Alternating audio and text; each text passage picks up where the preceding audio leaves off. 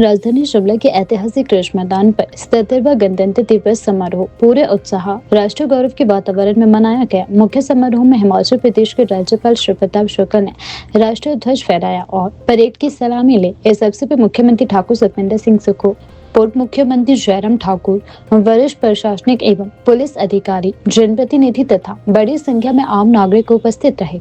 समारोह में आमजन की उल्लेखनीय सहभागिता देखने को मिली। गणतंत्र दिवस समारोह के अवसर पर मीडिया से रूबरू होते हुए नेता प्रतिपक्ष एवं भाजपा नेता जयराम ठाकुर ने कहा कि विकसित भारत के संकल्प को साकार करने के लिए सभी हिमाचल वासियों का सहयोग अत्यंत आवश्यक है। उन्होंने कहा कि प्रदेश की प्रगति तभी संभव है जब सभी लोग सकारात्मक सोच के साथ एकजुट होकर आगे बढ़ेंगे। जयराम ठाकुर ने प्रधानमंत्री नरेंद्र मोदी के विकसित भारत विजन 2047 का उल्लेख करते हुए कहा कि प्रत्येक नागरिक को अपने अपने स्तर पर अपने कार्यों को पूरी निष्ठा, ईमानदारी और समर्पण के साथ करना चाहिए। यही विकसित भारत की मजबूत नींव है। उन्होंने युवाओं से विशेष रूप से आहवान किया कि वे नशे से दूर रहकर शिक्षा, रोजगार और नवाचार के माध्यम से राष्ट्र निर्माण में सक्रिय भूमिका निभाए।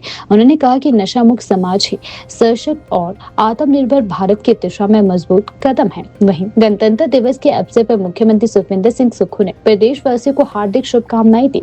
मीडिया से बातचीत में उन्होंने कहा कि राज्यपाल श्री प्रताप शुक्ल द्वारा राष्ट्रीय ध्वज फहराया जाना प्रदेश के लिए गर्व का क्षण है। मुख्यमंत्री ने कहा कि हिमाचल प्रदेश में लंबे समय से ड्राई वेदर के बाद इस वर्ष मौसम में सकारात्मक बदलाव देखने को मिला है। उन्होंने कहा कि जहां पहले शिमला में दिसंबर माह में बर्फबारी हो जाया करती थी, वहीं इस बार जनवरी माह में व्यापक और अच्छी बर्फबारी दर्ज की गई, जो प्रदेश के लिए अत्यंत लाभकारी सिद्ध हो रही है। उन्होंने कहा कि इस वर्ष हुई बर्फबारी से किसानों को विशेष लाभ मिला है। इसके साथ ही सेब उत्पादकों और पर्यटन क्षेत्र के लिए यह बर्फबारी संजीवनी साबित हुई है। मुख्यमंत्री ने यह भी कहा कि बीते कुछ वर्षों में प्राकृतिक आपदाओं के कारण हिमाचल प्रदेश को भारी नुकसान झेलना पड़ा है, लेकिन इस बार की बर्फबारी से प्रदेश की अर्थव्यवस्था, विशेषकर पर्यटन और बागवानी क्षेत्र को मजबूती मिलने की उम्मीद है। पूरे देश में गणतंत्र दिवस मनाया जा रहा है। हिमाचल प्रदेश में माननीय महामहिम राज्यपाल जी द्वारा इसका शुभारंभ किया गया और सबको बहुत बहुत शुभकामनाएं। सर, प्रदेश में काफ़ी बर्फबारी हुई है, किस तरह की स्थिति बनी है? देखिए, प्रदेश में काफ़ी लंबे अरसे बाद बर्फबारी हुई है और ऐसा प्रतीत होता है कि ये जो बर्फ़ का जो ठंड का सर्कल है वो एक महीने लेट हुआ है। पहले बर्फबारी होती थी 23 दिसंबर, 24 दिसंबर, 25 दिसंबर को।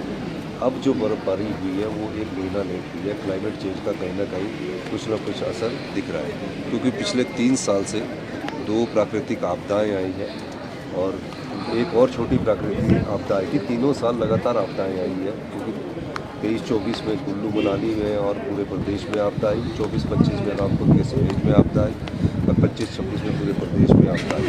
और इस बार की जो बर्फबारी हुई है वो इतनी अत्यधिक भारी बर्फबारी हुई है कि पहले जो शिमला में कहा जाता था कि बर्फ़ पड़ना बंद हो गई है।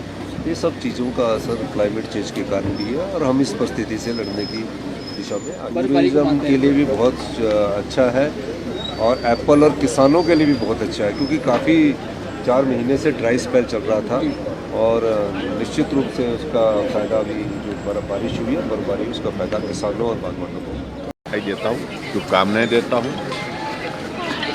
प्रदेश आगे बढ़े और प्रदेश की प्रगति में सब हिमाचल वासियों का उसमें योगदान हो। और जो ख़ास तौर से जो एक आज के अवसर पर मुझे लगता है कि जो विशेष तौर से आदरणीय प्रधानमंत्री नरेंद्र मोदी जी का जो एक विज़न है 2047 तक भारत विकसित भारत बने, इस बात के लिए जो चीज़ें हम अपने स्तर पर कर सकते हैं वो करने की दिशा में आगे बढ़े।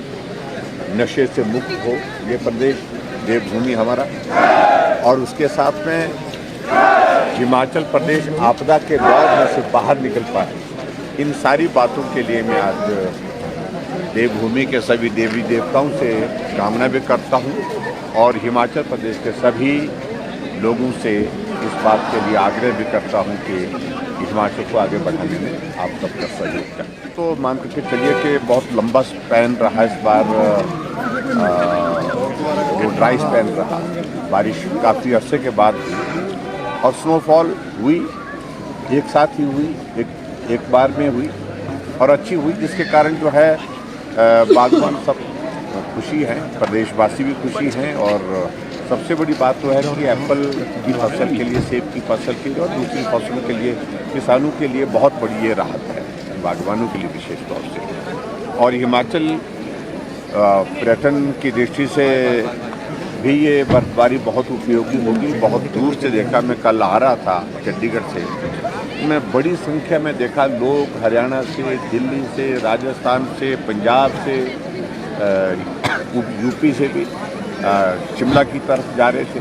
हिमाचल प्रदेश में आकर के इस बर्फ़ का आनंद लेने के लिए जो टूरिस्ट आएंगे तो स्वाभाविक रूप से हिमाचल प्रदेश का एक पर्यटन राज्य होने का जो हमारा सपना जो है वो साकार होता दिखता है। मैं यही उम्मीद करता हूँ कि अभी थोड़ी अगर बर्फबारी और भी हो तो अच्छा ही रहेगा।